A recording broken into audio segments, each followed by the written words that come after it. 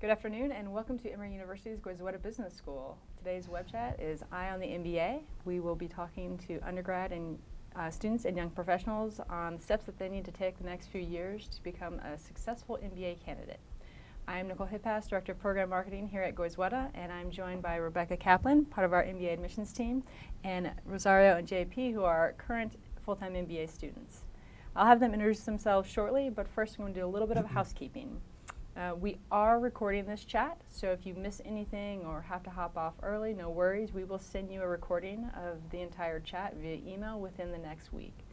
Also, we do want this chat to be as interactive as possible, so please submit any questions you have at any time, and thank you to those who already submitted questions when you registered. We'll start with those, and first I'm going to have the team introduce themselves. Great. I'll kick us off. Hi guys, my name is JP Ortiz. I'm a current full-time MBA student. I'm in my second year. And prior to business school, I went to college in the Northeast at a university called Colgate University. It's in New York, and studied Spanish and philosophy. So I'm a liberal arts student at heart. After graduating from college, I worked in the translations industry for a little while and then transferred into fashion merchandising, where I worked for about 2.5 years for the home office of Abercrombie & Fitch. After that experience, I wanted to go back and really make an impact, so I worked for 3 years in diversity recruitment for my alma mater and then decided to come back and pursue an MBA. So we'll explore a lot of my path and where I've ended up. After finishing up at Goizueta, I'll be entering the workforce to go work full-time at Microsoft here in Atlanta doing a sales role. Hello, I'm Rosario Perez-Babiskin, and I am also a second-year full-time MBA student at Goizueta. So before business school, I actually worked in the nonprofit sector in California, focused on education advocacy. And after that, I worked in Washington, D.C. for a big corporation, for Nestle, the food and beverage company, in corporate affairs. And we were charged with engaging key stakeholders to the company. And I decided to go back to business school to pursue a career in finance. And now I will be working in investment banking in New York City. And I look forward to sharing more about my journey and my thoughts on the whole experience. Hi everyone, I'm Rebecca Kaplan, Associate Director of MBA Admissions here at Goizueta Business School. I work closely with Hispanic and Latinx recruiting initiatives and have been here for 5 years on April 8th. All right. Well, thank you everyone for joining us. I know that you're going to have some valuable insights to share for our viewers today. So Rebecca, I'm going to start with you, and this was a question that was submitted by someone who registered for the web chat. As an undergraduate student, what should I be doing now while still in my undergrad program to set myself up for success later when I want to apply as an MBA candidate? Yeah, it's a great question. I think there's a lot that you could be doing as an undergraduate to set yourself up for success for the MBA, even though the MBA could be a few years away still. So first and foremost, I would recommend getting good grades. So getting good grades, first and foremost, just ensures that you're doing well in your classes, that you're engaged, and that you're setting yourself up for success in any graduate pursuit of yours. I would recommend to really just being, again, with good grades, being passionate about the major or minor of your choice. There's a common misperception that you have to be a business major or minor to pursue an MBA later on, and that's just not true. Our students come from all sorts of academic backgrounds, be it business, be it engineering, be it a liberal arts background like JP's, and really our curriculum is designed to help get everyone up to speed, on the same page, very quickly, and our faculty is so supportive of students from all sorts of different, again, academic backgrounds. So pursue the major or minor of your choice and pursue it well. I'll also add that it's great to be involved in leadership positions. While you're still in college, it shows that you're engaged with whatever community you're in. It gives you some practice as being a leader, and that kind of experience can help you land your first job, as can an internship or two. So those are my 3 pieces of advice. Get good grades in the major or minor of your choice. Make sure to take on varied and meaty leadership position, and by all means, it's great to get an internship or 2 while you're still in school. Rebecca, if someone's a successful undergrad, they're getting the good grades, they're very involved, they have internship experience, should they, or should they not just go ahead and apply for an MBA directly after that undergrad? It is so tempting, I think, for students, especially ambitious students and students who have performed well in school, to stay in school mode, so to speak, or to think that, oh, I'll just get an MBA right after undergrad and just and check that box and be on my way, and I'm used to studying, why not? And we like to put the brakes on that a little bit and recommend that students get at least, at minimum, 2 to 3 years of substantive work experience after they graduate. And you might be asking yourself, why? And it really is just a simple calculus of you'll be a better candidate for top programs such as Goizueta's at the time that you're ready to pursue an MBA, which again is about when you have between 4 and 5 years of work experience.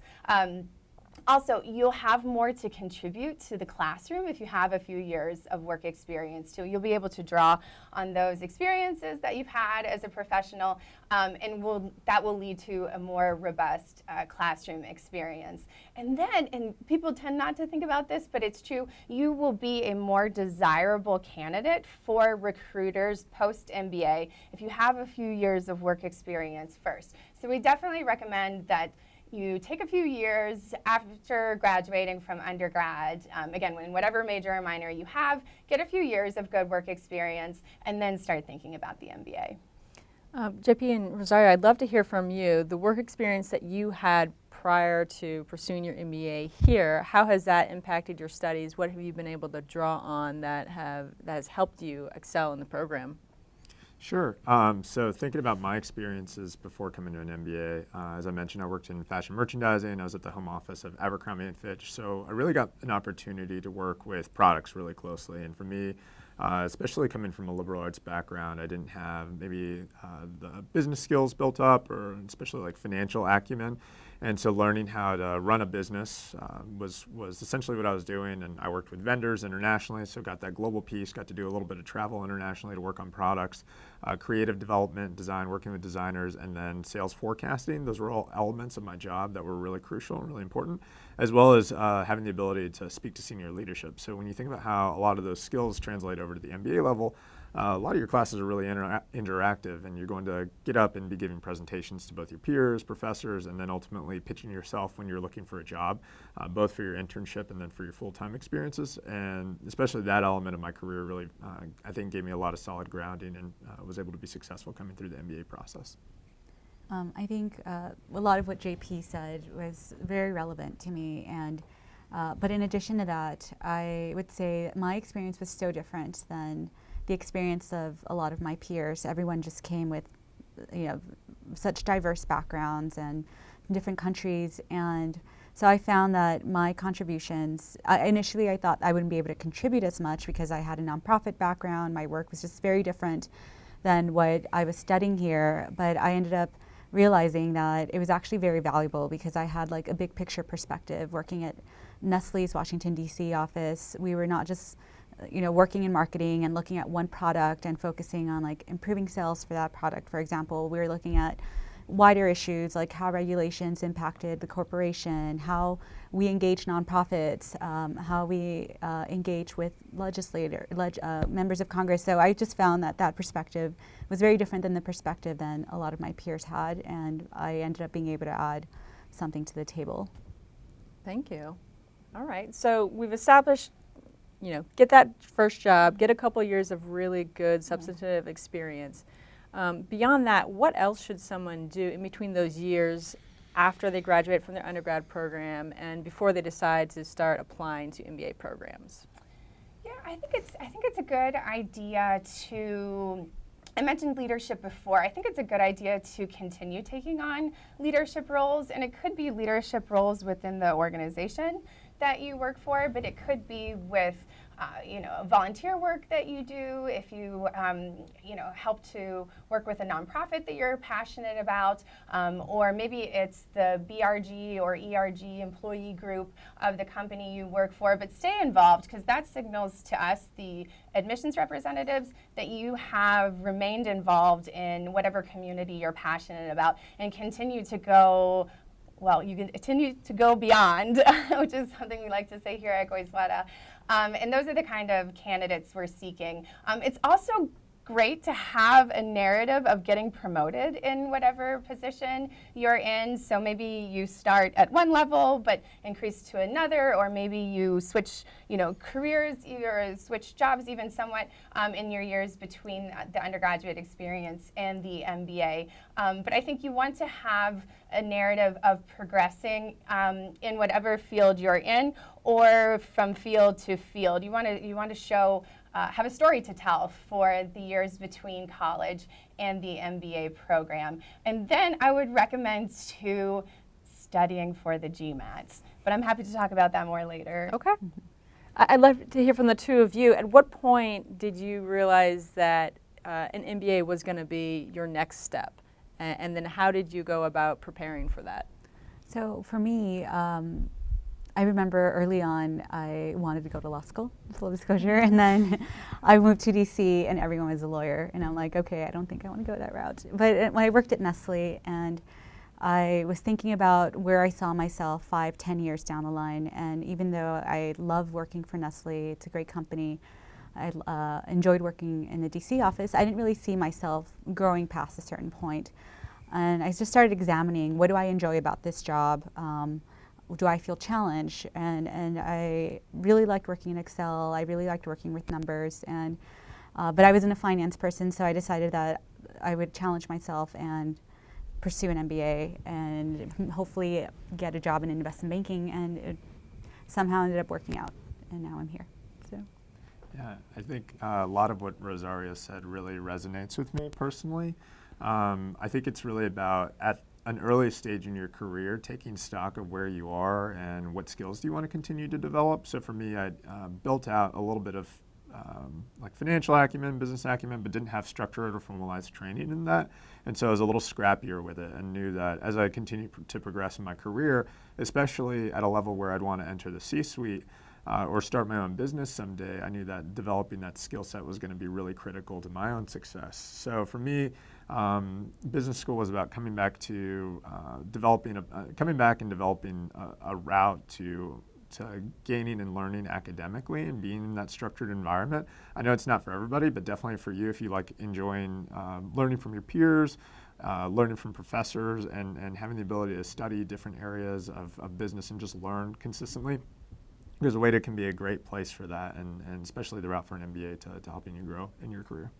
So Rebecca, how important is it that you have a well-defined career path when applying to programs? I mean, Rosario, you knew that you wanted to change careers.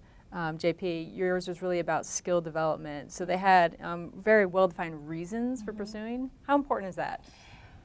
I'm going to give you a complicated answer. Okay.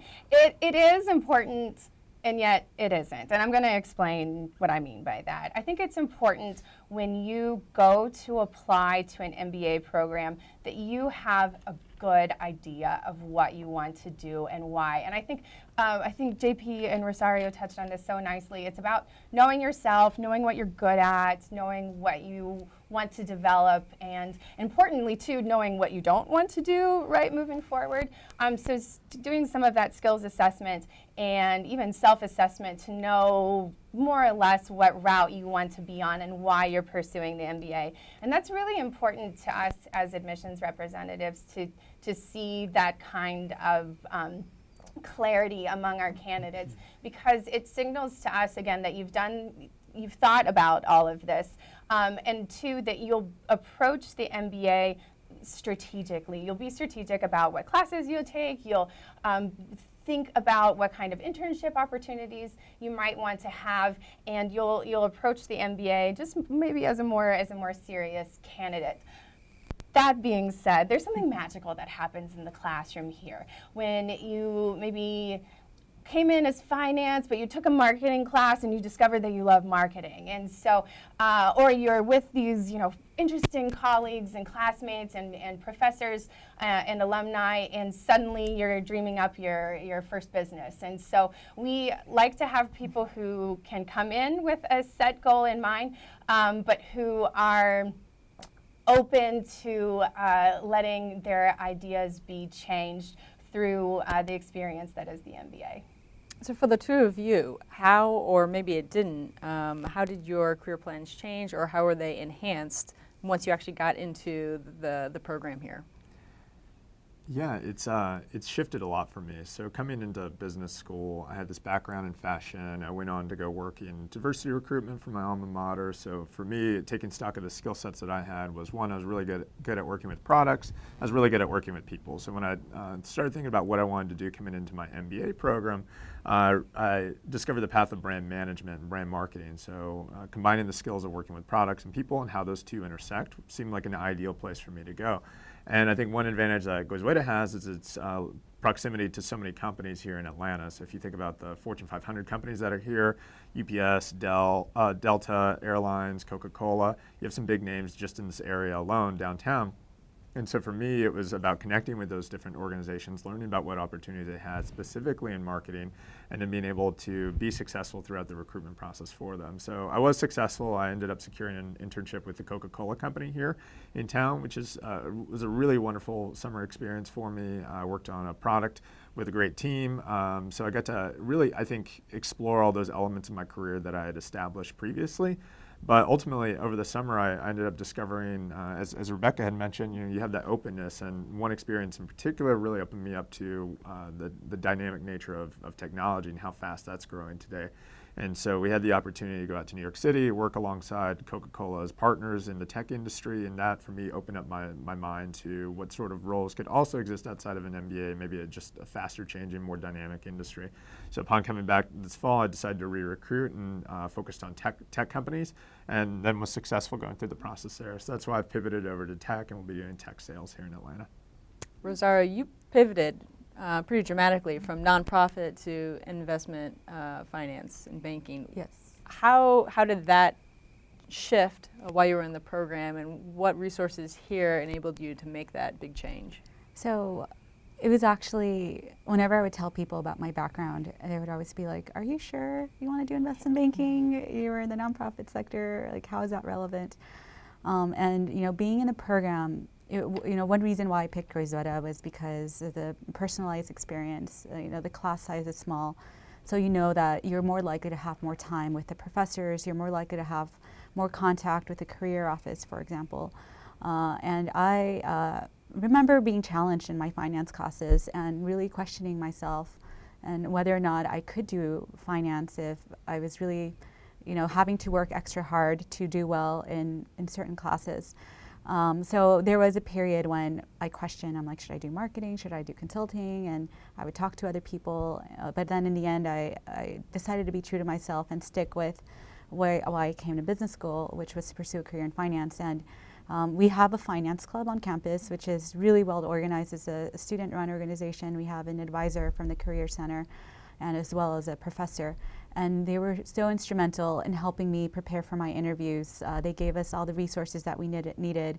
They connected us with every single alumni that we have on Wall Street. And thanks to that group, I would say I was able to land a job in investment banking. And also thanks to mentors that I had on campus. One professor who would meet with me every single week and help me with finance. Like, he was amazing. So I think that if I was anywhere else, I'm not sure I would have been as successful as I was here at Goizueta. That's terrific. So we had a question that came in, and we touched on this a little bit earlier about how we have students coming in from non-traditional backgrounds, non-business related backgrounds. JP is one of those as a liberal arts student. But for those folks, what's the baseline business knowledge that they should know coming in? What kind of extra preparation should they think about to be successful? Yeah, it's a great question. Thank you for posing it. I would say, really, if you can in your undergraduate studies, take quantitative courses. So there's a temptation to say, I really don't need to take that calculus class. I'm not going to. Take it. It will benefit you. So definitely keep up with courses that require a math skill set. That being said, when you apply to the MBA program, if we as admissions directors see that perhaps there's an opportunity for you to learn a little bit more or just prepare yourself a little bit better for the MBA program, we'll recommend that you take a course before joining the MBA programs. So definitely be in dialogue with us and know that we might recommend that you take a course before actually starting the MBA program. Perhaps somewhere in between is, there's just an amazing, amount of material online. So you're always welcome to take a Coursera class or take an online course of any variety that you think could help prepare you, if it's in finance, if it's in statistics, whatever it is in, that can help you feel more confident as you apply to an MBA program. All right, so we're going to build on that and some of the things we just discussed. So an MBA is really about professional development. It's building new skill sets, exposure to new topics, exposure to new areas of interest that you might want to pursue. From that perspective, what does Goizueta offer in terms of general professional development?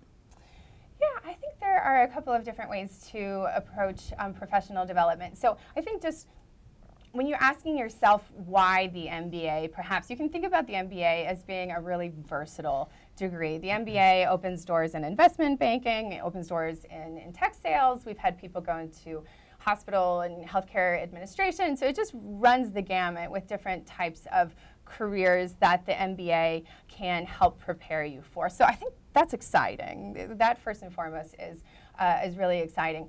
Our job, though, as a business school, and I think where Goizueta really excels, is in helping you, like Rosario was saying, helping you really polish the diamond to be prepared to go in whatever field you aspire to enter. So we assign, we have a career management center that has one career coach per MBA student, and the coach is assigned to the student based on the student's interests. So Rosario, as a finance student, probably worked with the finance career management coach who could help her prepare for these very specific interviews and recruiting processes for the for investment banking jobs. So in addition to, again, giving you this really broad understanding of business and toolkit with which to work, we're also working with you really one-on-one to make sure that you're on the right path and moving forward.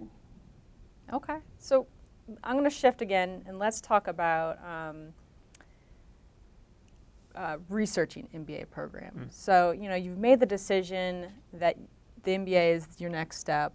How did you guys initiate that research process and start exploring different programs to see which one was going to be the right fit? So for me, growing up in California, living in DC, after that, I knew that I didn't want to go to schools in those areas, and I actually was really focused on the South and Texas. I don't know why. I was thinking maybe I'd work in Houston in investment banking, maybe. So I was realistic about my chances of getting into certain programs based on my like GMAT score, on my undergraduate GPA.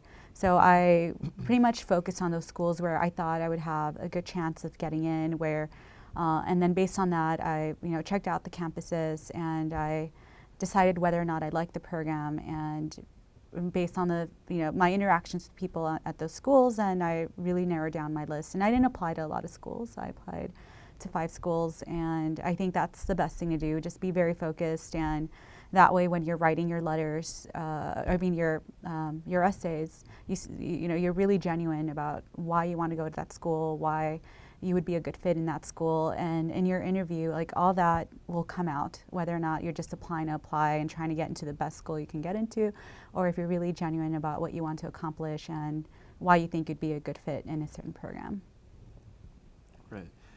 To expand on that, I had a really similar experience to Rosario. I think one added benefit that I had was I was aware of a few different pre-MBA programs coming into it.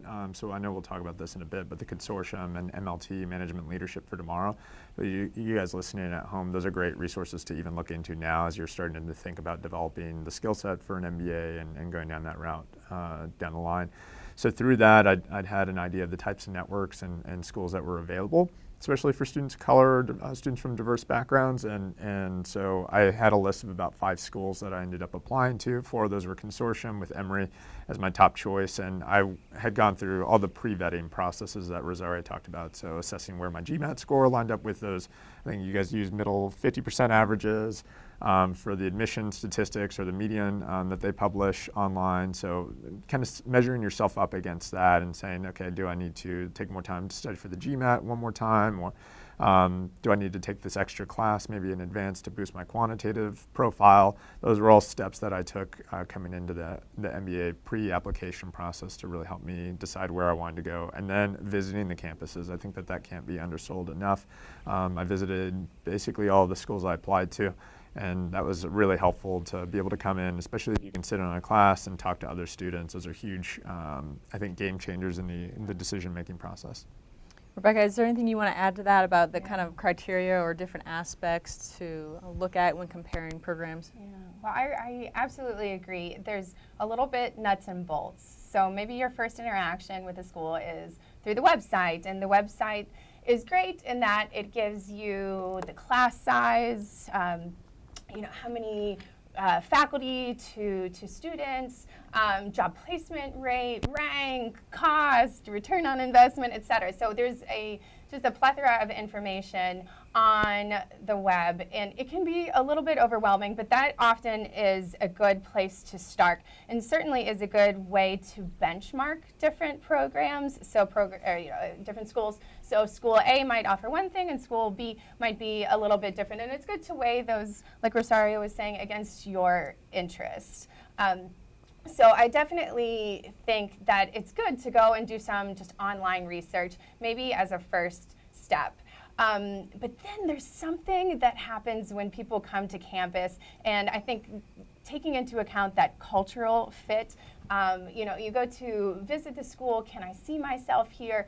Are the professors around and available? Are people engaging? Are they not? And really just asking yourself, maybe it's a small school, maybe it's a large school, and really just asking yourself, how does this feel, and can I see myself here? And really, you're making an investment in yourself, but it's a large investment, and so you want to be able to know with confidence that you will thrive at a school. We want people to come here and not just survive, but really thrive in our programs, and they do. And it's a little bit of a give and take. I think you want to look for a program that will give you, again, all of the preparation that you need to excel in your life, but to which you will hope to give back in the future. So that cultural fit, and then really knowing well the nuts and bolts too. It's both. Yeah, I think that's great advice. On paper, a program can look like the ideal fit, but until you show up on campus, you interact with students like the two of you mentioned, you really don't know if it's the right fit for you. Mm-hmm. So good points there. So JP, you mentioned the consortium. Rebecca, could you tell us a little bit about what is the consortium, who's it available to, what are the benefits? Yeah, hey, I'm happy to talk about the consortium. We actually have been members of the consortium for over a decade, and it's a wonderful organization that basically pairs diverse candidates seeking an MBA degree at a top-tier MBA programs. It's a consortium of top-tier MBA full-time MBA programs, and it's essentially, you'll know this because you're undergraduate students, it's almost like a common application through which to apply to this up to 6 MBA member schools. But it's more than just that. It's more than just a link or a bridge between the candidate and the MBA program. It's a community once you're on campus. It provides networking opportunities. It's a chance to meet with recruiters before you even really start your MBA program through the orientation program, again, offered through the consortium. But so it's a it is a lot with just, I think, relatively, little effort to put yourself out there and apply by the consortium. And I'll just add on the community piece. We have consortium groups that are still on a consortium group meet after 6 years of being away from the MBA program. So it's a tight-knit community on our campus. All right. Excuse me. So let's talk a little bit about some of the nuts and bolts of actually applying. The GMAT and GRE, it's a required test for all MBA programs. What steps should they start taking to prepare for that? When should they start preparing? Yeah.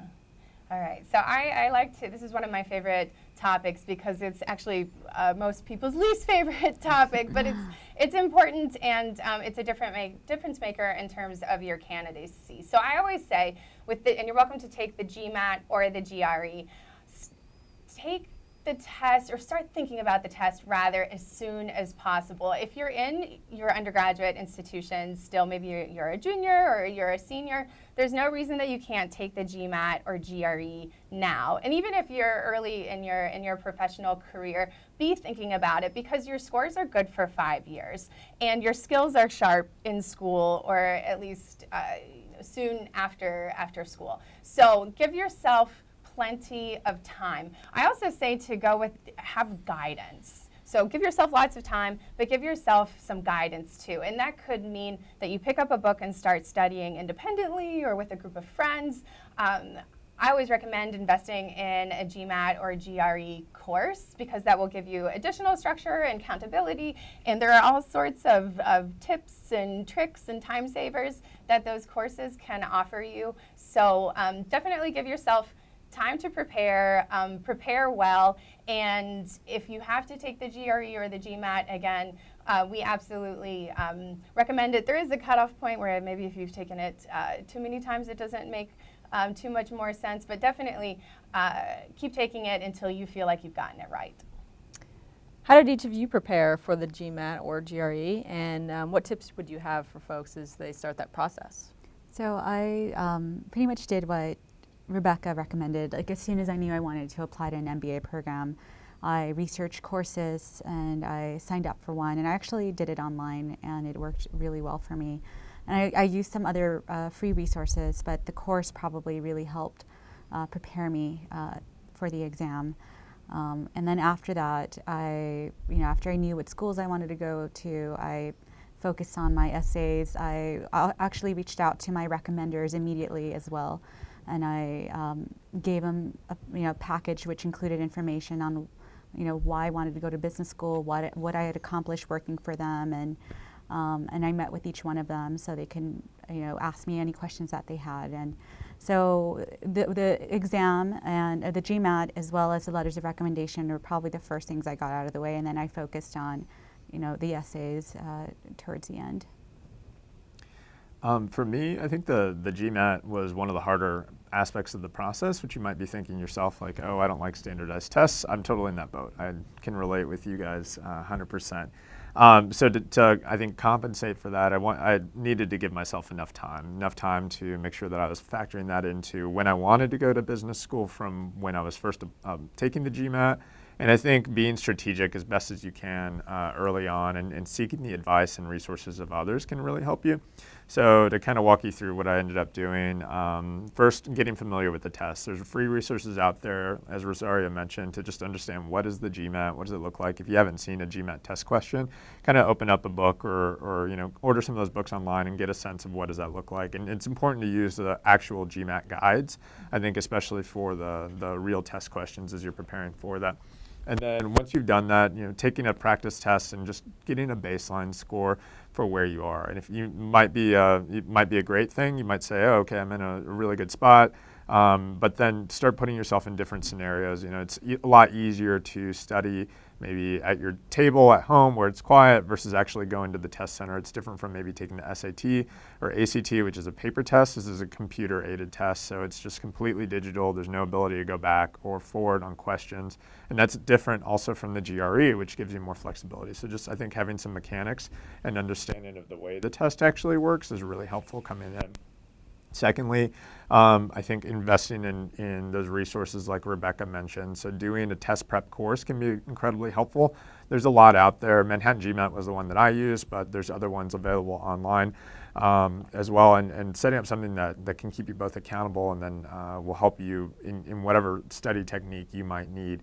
And those one thing I'll mention about those courses is that they can be expensive. So think of it as, yeah, it's a upfront cost, but it could be a long-term investment in yourself. So if you do spend $1,800, $2,000 or whatever those costs now, think about maybe the long-term benefits that could reap rewards for you in terms of scholarship for the MBA program. So maybe you're not taking as much out of pocket because you've achieved merit scholarship from the kind of standardized test score that you do end up achieving. So I think understanding the ROI, and that's a business term, return on investment, the weight and the reward that you could end up paying out down the line is really important, I think critical.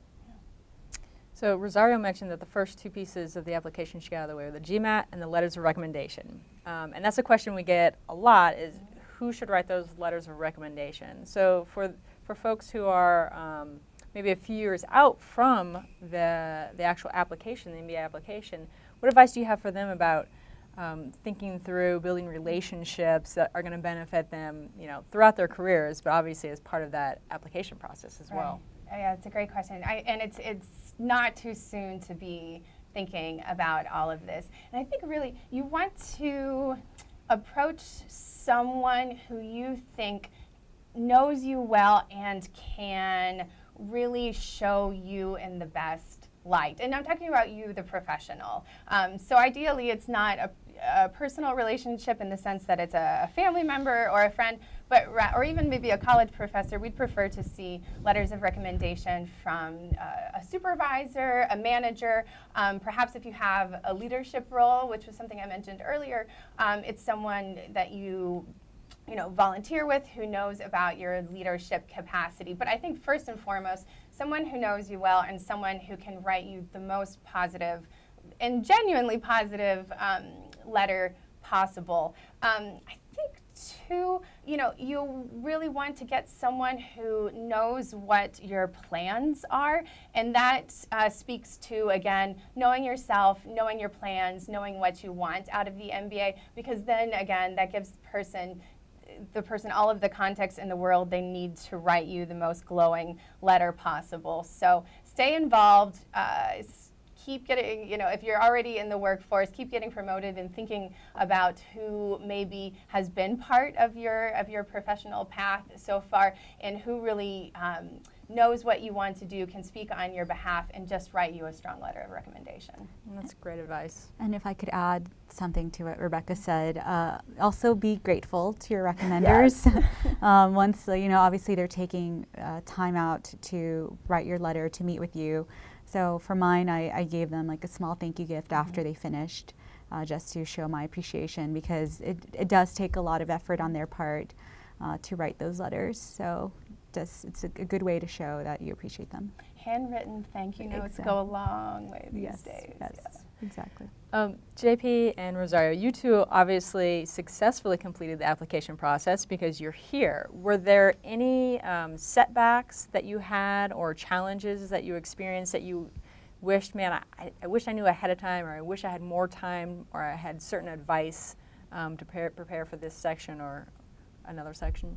So my setback, to be completely transparent, was that I was also on the older end of students applying to business school. So, and I say older end because if you look at average age, you see where you fall, and I obviously was out of that average age. And I knew that if I wanted to go to a full-time program, I would probably have to apply within like a year or two of when I started the process.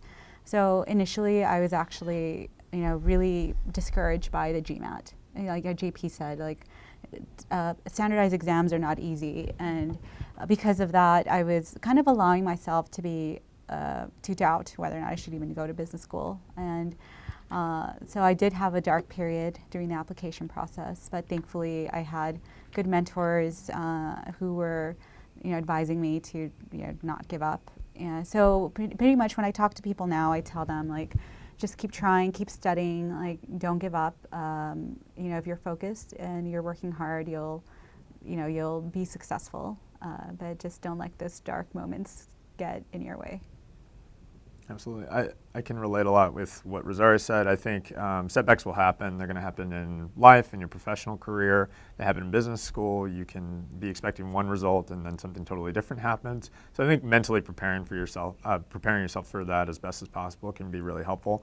As I already mentioned, the GMAT was a struggle for me. I took it several times, but I think having a network of peers, people in your network who can really go to bat for you and support you along the way. For me, that was my wife and family and just professional contacts, and holding myself publicly accountable, kind of telling people, hey, you know what, I've made plans to go to business school and here's the timeline I'm aspiring to do that. And when you start telling people about, this is just a trick I've developed over time, is when you start telling people about your plans for what you're going to do, they start asking you about it. And then even if you procrastinate it, you realize you're going to start doing it because you want to show face and be accountable to the people who believe in you. So I think that's a life hack that I figured out over time, is just being more open with people can really help you be successful. And then work smart, not hard. I think like if you can go take the GMAT 70 times and get the same score, it literally will happen. So I think having an understanding of going back and assessing, I've talked, I think the theme that I've covered today is like talking about your weaknesses and taking stock of where you are compared to where you want to be. That can be a really helpful advantage. So is it going back and focusing on the weaknesses that you've had specifically in one section and building those up over time rather than on the test being confident in one area and kind of breezing over others. I think really thinking about that strategically can help you. And then being realistic, I think, as Rebecca mentioned, that schools also accept the GRE. So if you're struggling in one area, don't beat your head against the wall. Really go and think, okay, should I be looking at this other exam, and will that be more forgiving, or will I be more apt to perform better in that test? Because that's a total possibility as well. So I think exploring both options, being open, and then never giving up is really helpful. That support system will really help. Those are also people to dot I's and cross T's on essays, and to help share ideas with, do you see that I could excel in this area? I mean, it just gives you a support network. So it's great. So the GMAT keeps coming up as a challenge. Another challenge that we often hear is finances. MBA programs are not inexpensive, and so as you start to think about that and your path toward that, it's really good now to kind of get your finances in order and figure out how are you going to invest in yourself through an MBA. Can you talk a little bit about financial resources that are available? Yeah, I'm happy to. And I think it's good always to keep things in perspective. So you might have a little bit of sticker shock seeing the price of an MBA.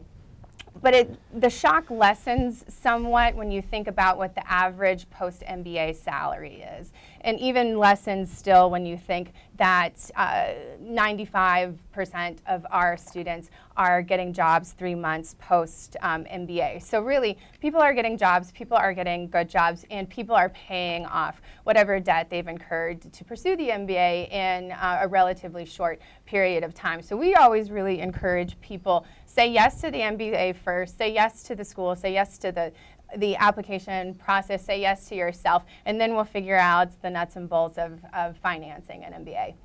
On that note, I think the MLT, Management Leadership for Tomorrow, is not necessarily a scholarship-bearing institution, but it is a great pre-MBA prep program that can ensure that you have the strongest application going into the admissions process. And a strong application often means can translate into dollars. And so really going through a rigorous program like MLT's is, I think, highly advised and to your own benefit. I mentioned the consortium earlier. The consortium is a lot of things. Like I said, it's the bridge between the MBA candidates and top MBA programs. It's a community. It's a chance to meet with recruiters. But it's also a way for we, the admissions directors, to identify top MBA candidates and select them to be consortium fellows, which could result in a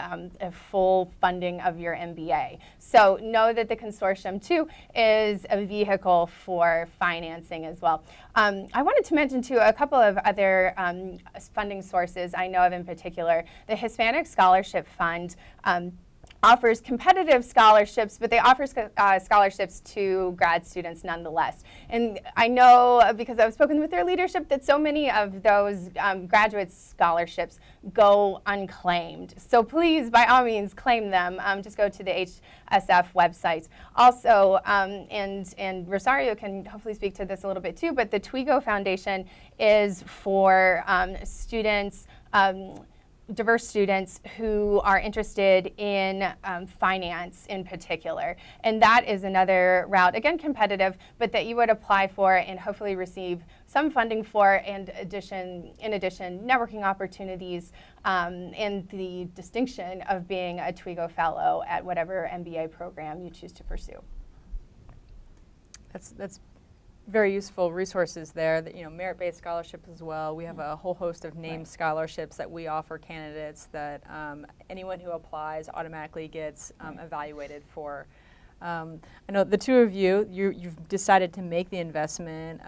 Any tips or advice about thinking through your finances or why to make that investment? Well, to add on what Rebecca mentioned, if you're going towards a certain career, if you're going into finance, there are a lot of resources, like TWIGO. TWIGO is an amazing program, and it aims to increase or improve diversity in certain professions, in finance in particular. And I remember hearing about it through my network and kind of hearing about it at the last minute, but I still gave it a shot. I applied.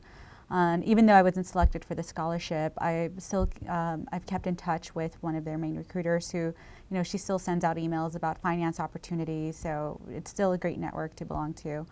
And I would say I was surprised with, hearing about these resources, because when you think about a professional program like an MBA, you wouldn't think that there's scholarships available, but definitely do your research and check out programs like the ones that Rebecca has mentioned, and hopefully you can find a good scholarship to help you. Yeah, I can add on a few things. I think, especially if you're working right now or even during school, it's important to try to save as much as possible. I know you hear that from a lot of different people for a lot of different reasons, but especially for MBA programs, I think it's important to think about the upfront costs. So the applications cost money. It's not an insignificant amount. However, that's one benefit that the consortium can bring. Not only is it a common application, but you get a reduced application rate. So that means where you might be paying up to $200 for one single school, you might pay more in the range of like $50 or something like that, whatever that averages out to be for one school to apply.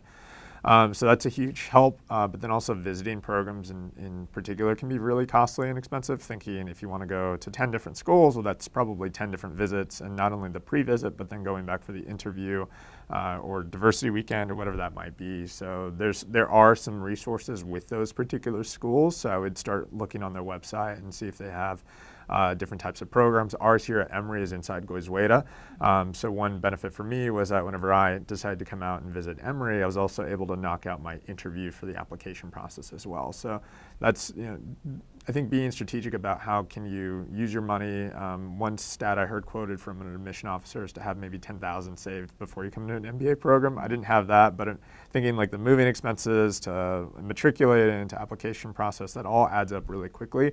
And I think that's where she was getting that ballpark number from, is just to have some back-end capital to help you get started. And then once you get there, of course we have resources available, and Consortium I'm forever grateful to for the scholarship that I got through Emory, but there are other fun ways to get funds out there as well. So we touched base on this a little bit earlier about the evaluation criteria you use. You said you each applied to 5 programs. Obviously you ended up here at Emory. A question that we had was, could you tell me why you chose Goizueta among the other MBA programs that you were looking at?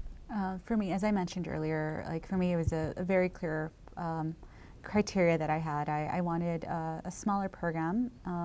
Goizueta has 180 students in the first year. By the second year, it's 240 because there's a one-year class as well. But I knew that I wanted, the personalized touch, and I knew the school would offer it. And the second most important criteria for me was the community itself. And as we've mentioned earlier, visiting the school really gives you a sense of what the community's like. So I remember I visited, and I was interacting with existing students who were also going into the career that I was interested in. and they were so helpful. Like, they barely knew me, and they were willing to, take me under their wing and tell me, oh, these are our experiences. So-and-so is doing this as well. And I remember leaving the school with this sort of high and feeling like, oh, this is where I belonged. And then the third thing, obviously, Atlanta itself is a great city. The school, it's not in downtown, but it's close enough to where you have a large corporate presence here. You have a great airport. So it's just a good place to be, where you can focus on your studies, but also have enough to do around you where you're not totally isolated from the world. That's a great point. I think a lot of what Rosario's touched on was really similar for me. Being a liberal arts student, I was used to being in small classroom size, and having that kind of dynamic in an MBA program was, I think, really useful, especially as I talked earlier on about developing that particular skill set. So being able to go to office hours for a professor afterwards and really asking in-depth questions about what do we touch based on that day, or learning from my classmates, and really getting to that, I think, that broad exposure to the topics that we were talking about in class. So that was really important for me. So the academic reputation of Emory, its proximity to corporations, the Fortune 500 companies, that was really important. And then also the community of Atlanta. I think it really is a bustling place. I'm really glad that I'm able to stay here afterwards, and being tied into that just broader alumni network, both here in Atlanta or other places wherever I go with Emory, is going to be a really great benefit to have long term. So how different is the coursework in the program and the general student life experience compared to your undergrad experiences? Very different, I would say. I would say, obviously, you're in grad school, and the majority of the time, professors treat you like adults, and they don't necessarily take a role. Like, they're not, giving you a hard time about assignments. Like, the onus is on you. You're an adult. You're setting yourself up for success or failure. So you're much more independent, as well as, you have people of all ages and backgrounds, and you have people with families, a lot of international students. So I just feel like, and you're also more mature. So as an individual, maybe you're more ready to take on certain more experiences, to challenge yourself more, and maybe even take things more seriously than you were as an undergrad. So I would say that the mental mind frame that you're in, the other people around you, like, it's a very rich experience, and I would say maybe even more fulfilling than an undergraduate experience. How did it differ for you, JP? I think as an undergrad, so we have what we're called, concentrations or majors in undergrad. It's similar here, but not in the same way. I think in undergrad, you have the ability to really go deeply in an academic area, and then here it's more about what can you know that's a mile wide and an inch deep. And I think that's something that's really useful in an MBA program, because even if I'm not going to be an operations guy or finance guy, or some other area of the business, if I want to run a company someday, I need to know about what they do. And I think it's about getting that broad exposure to those different areas, being able to speak confidently in front of your peers and ask the right questions. I think that those are all areas that we get a lot of exposure to here, through both the case method that's taught in certain classes, to really the applied learning or opportunities to engage externally with real world clients. I think that those are all experiences that distinguish Goizueta and make it a really wonderful place. So what is something that you've learned about yourself in the program that really surprised you? That's a good question. That's a really good question. I'll give it a shot. I think going back and when we touched on having a plan, I think that being open to having a plan is crucial. I came in and thought, I've got this background. I even went through MLT, and so a lot of MLT's benefit as an MBA prep program is to help give you the guidance on where do you really want to be, and crafting those admission essays to be very particular and specific about, hey, I want to go from my background I've developed here to brand management to investment banking to whatever. But knowing that life can change, and I think the MBA experience is part of life, and knowing to enjoy it while you're here is really important, because it's not just like undergrad where you go to class and you're there to learn, but it really is it's an immersive experience, and I think that that's really what makes this place different and what surprised me. I think for me it was more career specific, and I think I had this fear that I wouldn't do well in finance because I didn't have a finance background. But then when I went into my internship at Barclays, I ended up doing well, and it wasn't just all about, you know, my technical skills. It was just about being able to bring in all the skills that you've accumulated throughout your life, throughout your career before business school, and leveraging those skills to succeed, you know, during your MBA and post MBA. So I was just, you know, I guess surprised at my ability to be able to leverage those skills and, you know, be successful during my internship and hopefully post MBA. All right. Rebecca, we have just a couple minutes left. Is there any last advice that you'd like to give to future MBA applicants? Well, I think you've taken a great first step by taking an hour of your time today to learn a little bit more about us, but more importantly still about the path to the MBA, because we want to be realistic that you have many options, and we would be so lucky to have you choose Goizueta. But I think what's exciting about the position that you're in right now is to start asking the questions. Why the MBA? What do I want to pursue? What's next for myself in this path that's ahead of me? So I would encourage you to keep asking yourselves those questions, keep forming a network that will help you to answer those questions, keep taking on opportunities that will allow you to shine and enrich your life and enrich the life of others, and certainly come and visit us and see what we're all about. Well, thank you to the panelists. I think you shared some really valuable advice that hopefully you also found valuable.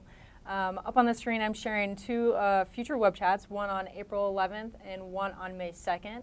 I'll send an email out to you within the next week. It will have a video of this web chat, the slides that we showed here today, as well as links to these future web chats if you'd like to participate in those. And thanks again to the panelists and for watching.